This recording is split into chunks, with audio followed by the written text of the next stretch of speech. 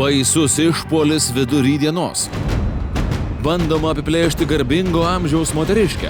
Nusikaltėlis tveria močiutės rankinę ir deda į kojas. Močiutė šaukia, rankinėje visos ir paskutinės senjoro santaupos.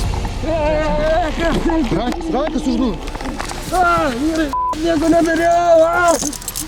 Laimiai policija atvyksta žaibo greitumu. Nusikaltėlis sulaikytas, priešinasi, keikiasi, grasina, bet vis tiek sulaikytas. Ką tu čia filmuoji? Ant šono koją suglaudžiam. Keliamės. Suglaudys, aš tas koją. Gerbiami žiūrovai, dėmesio. Tai mokymai. Policija treniruojasi sulaikyti nusikaltėlius, nes naujausiais duomenimis ruošiami masiniai bankų klientų apiplėšimai.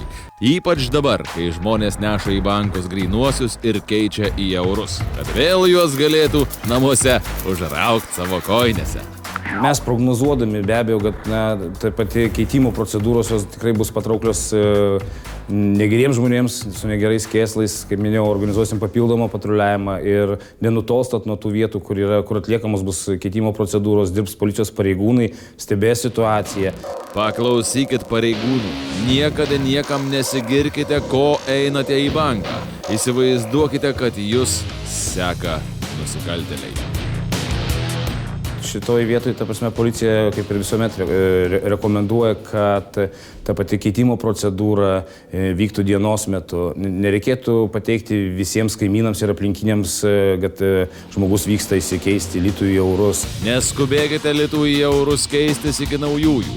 Bankai tikina, jog eurų prikepta pakankamai ir užteks tikrai visiems. Dabar rinkoje skaičiuojama yra 9,5 milijardo litų. Tikrai didelis kiekis, apie 80 milijonų vienetų banknotų, virš milijardo vienetų monetų, bet tiek, kiek pinigų yra pristatyta į Lietuvą, tikrai turėtų pakakti visiems. Tikrai pakaks, net neturėtų, tikrai visiems pakaks pakeisti grynuosius pinigus. Neklausykite ir kartojame, netikėkite jokiais tarpininkais, pagalbininkais, kurie jums žada padėti iškeisti pinigus ar juos kažkaip konvertuoti. Tai sukčiai ir banditai.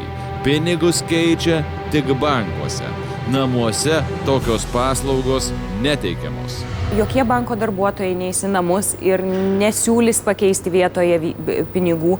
Tikrai ne, reikės pačiam ateiti į banką, pašto skyrių arba kredito uniją, kuri keis pinigus. Tačiau jeigu jau prispyrė reikalas ar noras įsigyti eurų, nevaikščiokite po vieną. Plėšikai seka ir stebi bankų klientus.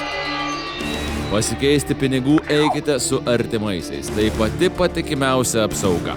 Atitinkamai pagyvenusio amžiaus žmonės, senjorai galėtų paprašyti savo vaikų, anūkų, kad būtent tuo metu juos palydėtų, nuvežtų su automobiliu iki tos vietos, kur bus keičiami pinigai. O dabar unikalūs kadrai. Kakadu ekipažas važiuoja kartu su sunkvežimiu, kuriame 100 milijonų eurų. Gražių, spalvotų, kvepiančių pinigais. Niam.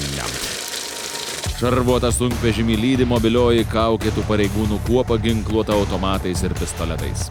Venta galvė 13, iš Žirmūnų 2 į 5 objektą. Žmonės, būkite budrus, saugokitės ir būsite apsaugoti.